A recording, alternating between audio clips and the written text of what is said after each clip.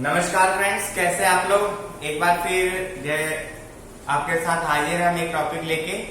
आज हम चर्चा करेंगे NaCl के बारे में। क्लास 10th में जो चैप्टर सेकंड है आपका, उसमें एक टॉपिक था NaCl, तो बहुत बच्चों को कंफ्यूजन है NaCl में, तो उसी के बारे में हम चर्चा करेंगे कि NaCl होता क्या है, कहाँ से हमें मिलता है, कैसे हम उसका यूटिलाइज कर सकते हैं और कहाँ कहाँ पर वो कैसे कैसे प्रोडक्ट्स और भी उसका हम यूज करते हैं। सबसे पहले देखते हैं NaCl, इसको जो इसका कॉमन नेम है तो उसको हम जनरली घरों में किस नाम से जानते हैं? कॉमन सॉल्ट के नाम से, ठीक है ना। किस नाम से जानते हैं भाई? पहले बात कॉमन सॉल्ट के बारे में, ठीक है ना। तो जैसे ही नाम आता है कॉमन सॉल्ट का, तो आपके दिमाग में सबसे पहले आता है कि कॉमन सॉल्ट जो हम खाने का यूज करते हैं, खाने में यूज करते हैं बेसिकली, तो वो कहां से मिलता है, ठीक है। तो इसकी एक आपने, अगर आप हिस्ट्री में थोड़ा बहुत इंटरेस्ट रखते हैं तो आपने सुना भी होगा कि एक नमक का आंदोलन चलाया था। किसने? गांधी जी ने, ठीक है ना। तो गांधी जी ने सबसे पहले नमक का आंदोलन चलाया था। क्यों लगाया था? क्योंकि भाई हमारे जो ब्रिटिशर्स थे, जो हम पे राज कर रहे थे, उन्होंने क्या किया था, हम पे टैक्स लगाना शुरू कर दिया था नमक पे। और नमक एक ऐसी चीज है जो हर एक सब्जी में पड़ती है। तो इसके लिए उन्होंने क्या करा कि हमारे पास सबसे सिंपलेस्ट मेथड होता है इसको बनाने का। हमारे पास जो भी सी वाटर होता है उसको हम क्या करते हैं, क्यारियों में डाल देते हैं ऐसे ऐसे। जैसे हमारे पास ये सी है, सपोज करो पूरा, ठीक है। तो इसके आसपास हम क्यारियां बना देंगे ऐसे बहुत सारी। यहां पर हम क्या कर देंगे, सी वाटर को डाल देंगे यहाँ करते, फिर इवेपोरेट होने देंगे। पानी इवेपोरेट हो गया, वहां पर नमक हमें मिल जाएगा। फिर हम उसको प्यूरिफाई कर लेंगे अपने हिसाब से, जैसा हमें करना है, फिर हम उसको यूटिलाइज करते हैं। तो सबसे पहली बात तो ये आपको समझ में आ गई कि नमक हमें मिलता कहां से। सिंपली नमक में ऐसा कौन सा प्रोसेस से यूज करते हैं, हम उसे इवेपोरेशन से बनाते हैं, ठीक है। क्लियर हो गया चीज। तो बढ़ते आगे, देखिए NaCl का आपको इतना चीज क्लियर हो गया। अब NaCl को कई और नाम से भी जाना जाता है। पहला कॉमन सॉल्ट, दूसरा रॉक सॉल्ट के नाम से भी इसे जाना जाता है। किस नाम से भाई? रॉक सॉल्ट, ठीक है। तीसरा हम इसको रेगुलर सॉल्ट के नाम से भी जानते हैं, टेबल सॉल्ट के नाम से जानते हैं। तो इसके बहुत ज्यादा नाम है, तो आपको 4-5 नाम याद होने चाहिए कॉमन। लेकिन इसका जो ऑफिशियल नेम है, हम यह कह सकते हैं IUPAC नेम है, वो क्या है? Sodium chloride. सोडियम भाई Na क्या होता है? सोडियम का सिंबल होता है, ये हो गया सोडियम और क्लोराइड, ठीक है। क्लोरीन को क्या बोलते हैं? क्लोराइड। मॉलिक्यूलर फॉर्मूला सबको पता होगा इसका। सोडियम का कितना होता है? 23, ठीक है। और क्लोरीन का कितना होता है? 35.5। और इनका रेशियो क्या होता है? देखिए Na और Cl दोनों के नीचे 1:1 है, तो ये 1:1 में यूनिफॉर्मली अटैच्ड होते हैं। तो हमें कह सकते हैं ये प्योर सब्सटेंस है, लेकिन ये कंपाउंड के अंदर आएगा, ठीक है। तो NaCl कंपाउंड होता है। क्लियर होगी चीज?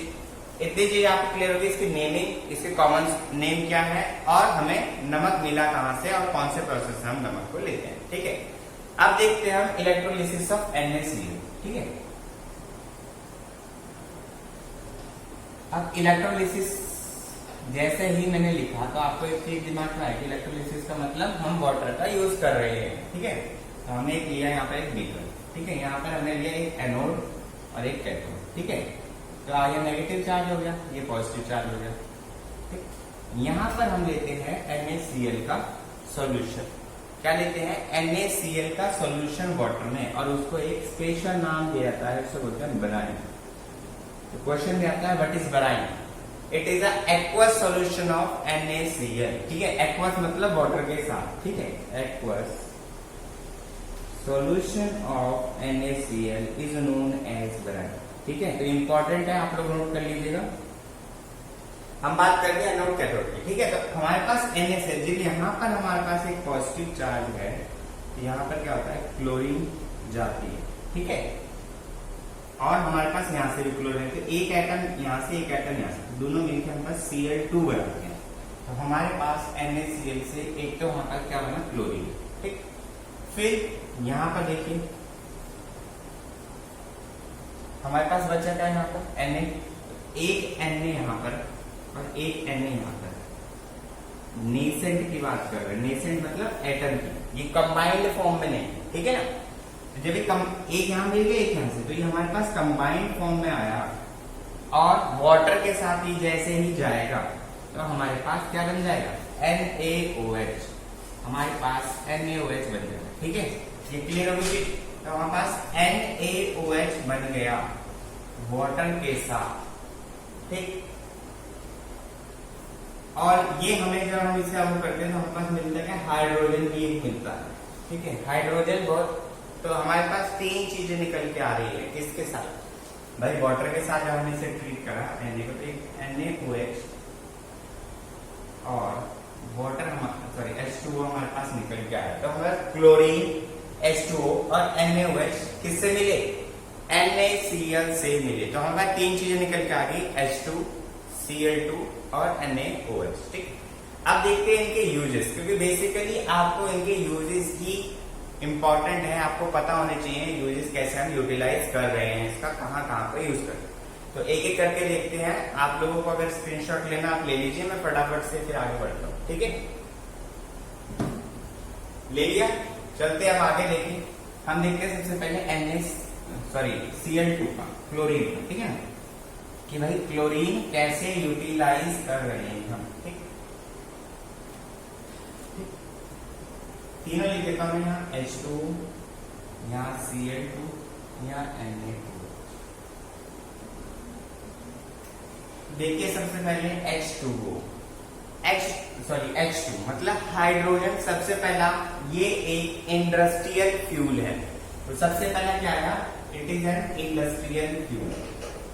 क्या है ये, इंडस्ट्रियल फ्यूल है, क्लियर होगी चीज। दूसरी चीज, इंडस्ट्रियल फ्यूल आ गया H2, तो हाइड्रोजन हमारे पास एक बहुत ही इंपॉर्टेंट इंडस्ट्रियल फ्यूल है, इसको हम फ्यूल की तरह यूज कर सकते हैं, लेकिन हमें इसके साथ थोड़ी प्रिकॉशंस भी लेनी होती है, ठीक है। दूसरा है ये अमोनिया की मैन्युफैक्चरिंग में यूज होता है, जो फर्टिलाइजेशन में यूज होता है, ठीक है ना, फॉर फर्टिलाइजर की तरह यूज होता है, ठीक है। तीसरा अगर हम देखें, हमारे पास H2 के दो इंपॉर्टेंट यूज हो, ठीक है। अब हम देखते हैं क्लोरीन पे, दो करते हैं पहले, ठीक है। आपको इंडस्ट्रियल फ्यूल हो गया और अमोनिया, जो आपको बहुत ही इंपॉर्टेंट यूजेस है वही आपको करने हैं, क्योंकि ऐसे बहुत सारे यूजेस आपको मिल जाएंगे जो आप डेली लाइफ में यूज करते हो, लेकिन जो इंपॉर्टेंट है जिसके बिना आप नहीं, जैसे अमोनिया की मैन्युफैक्चरिंग आप हाइड्रोजन के बिना नहीं कर सकते, तो ये इसके लिए क्या हुआ, एक तरह से क्या हुआ, इसकी लाइफ लाइन हो गई, तो हम ये कह सकते हैं it is very important for the ammonia, ठीक है। अब हम बात करते हैं क्लोरीन के देखिए बहुत सारे यूजेस है, आपको पता है क्लोरीन बहुत ज्यादा पॉइजनस होता है, ठीक है। तो क्लोरीन जब बहुत ज्यादा पॉइजनस होता है तो जर्म्स को तो मार ही सकता है, तो ये क्या हो गया, वाटर ट्रीटमेंट के लिए यूज किया जाता है। किसके लिए यूज किया जाता है, वाटर ट्रीटमेंट के लिए यूज किया जाता है। अब हम देखते हैं दूसरा, ठीक है। तो सबसे पहली बात है, जो वाटर ट्रीटमेंट के लिए यूज करें, जो घरों में पानी आता है, आपने देखा होगा कई बार घरों में पानी, मिट्टी का पानी आ जाता है, ठीक है। तो आप उसको कैसे प्यूरिफाई करते हो, वो वहां पर आता है जहां पे क्लोरीन नहीं डाली जाती, मतलब डिसइंफेक्ट नहीं किया जाता, तो हम कह सकते हैं डिसइंफेक्टिंग जर्म्स या फिर डिसइंफेक्टिंग वाटर, ठीक है। वहां इसके लिए भी यूज करते हैं डिसइंफेक्टिंग वाटर। तो जब घरों में मिट्टी का पानी आता है तो आप उसमें क्या डालते हो, आयरन डालते हो, मतलब फिटकरी डालते हो। फिटकरी में क्या होता है, फिर जो सस्पेंडेड पार्टिकल्स होते हैं वाटर में, वो फिटकरी के साथ जुड़ जाते हैं और वो वेटेड हो जाते हैं, नीचे बैठ जाते हैं। तो ये बहुत इंपॉर्टेंट है, याद रखना कि घरों में अगर आपके मिट्टी का पानी आ रहा है तो आप उसमें फिटकरी डाल दीजिए, थोड़ी देर रख दीजिए, वो बिल्कुल प्योर हो जाएगा, सस्पेंडेड पार्टिकल्स वेटेड होकर नीचे बैठ जाएंगे, ठीक है। अब देखते हैं तीसरा, हमारे पास वाटर ट्रीटमेंट हो गया, डिसइंफेक्टिंग वाटर हो गया, ठीक है। पेस्टिसाइड्स में यूज किया जाता है, पीवीसी में यूज किया जाता है, सीएफसी में यूज किया जाता है, तो हम लिखते हैं पेस्टिसाइड। पेस्टिसाइड तो आपको पता ही होगा क्या होता है, ठीक है ना, पेस्ट को मारने के लिए हम यूज करते हैं। पीवीसी जो आपके जैसे पॉलीविनाइल क्लोराइड बोलते हैं इसे, तो क्लोराइड में ही आपको दिख रहा है कि क्लोरीन है, तो जितने भी प्लास्टिक की चीजें जैसे पीवीसी इसकी बनी होती है तो उसमें ये यूज करते हैं। सीएफसी क्लोरोफ्लोरोकार्बन में क्लोरीन का कंटेंट होता है, ठीक है। तो ये कुछ यूजेस है क्लोरीन।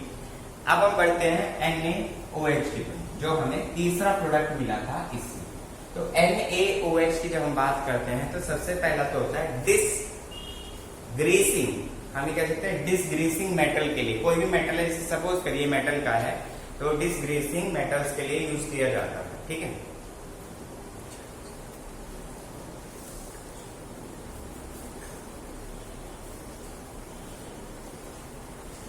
ठीक, अब देखते हैं दूसरा। हमारे पास एक दूसरा जो मेथड है NaOH का, आपने बहुत पढ़ा होगा कि सोप्स एंड डिटर्जेंट्स में यूज करते हैं। तो सोप्स एंड डिटर्जेंट्स बेसिकली क्या होता है, higher fatty acids of NaOH होते थे। तो सोप्स एंड डिटर्जेंट्स में तो NaOH का एक बहुत ही बेहतरीन रोल होता है, लेकिन जहां जहां पर आपको सोप यूज नहीं था वहीं आप डिटर्जेंट से यूज करते हैं, क्योंकि डिटर्जेंट क्या है, एक तरह से हमारे हार्ड फॉर्म होती है, लेकिन सोप हमारी सॉफ्ट फॉर्म होती है, ठीक है। पेपर फैक्ट्री में यूज करते हैं इसे, और भी बहुत ज्यादा यूजेस है इसके। तो ये हमारा NaCl का टॉपिक था। आपने इसे पढ़ा कि कैसे यूटिलाइज करते हैं, कहाँ से हमें मिलता है, और क्या क्या प्रोडक्ट इससे मिलते हैं, और उसके क्या क्या यूज करते हैं। तो इसी तरह से हम आगे नेक्स्ट टॉपिक में डील करेंगे। जो भी आपको लग रहा हो कि टॉपिक आपको समझ नहीं आया, आप कमेंट बॉक्स पर टाइप कर सकते हैं। और जो विद्यार्थी हमारे साथ चैनल में पहली बार जुड़े तो हमारे चैनल को प्लीज सब्सक्राइब कर दें, और ज्यादा से ज्यादा शेयर करें, और बेल आइकन को प्लीज दबा दीजिएगा, जिससे जो भी भविष्य में नई वीडियो अपलोड होती है तो उस तक का नोटिफिकेशन आप तक पहुंच सके। तो मिलेंगे अगले लेक्चर में, तब तक के लिए बाय बाय, धन्यवाद, नमस्कार।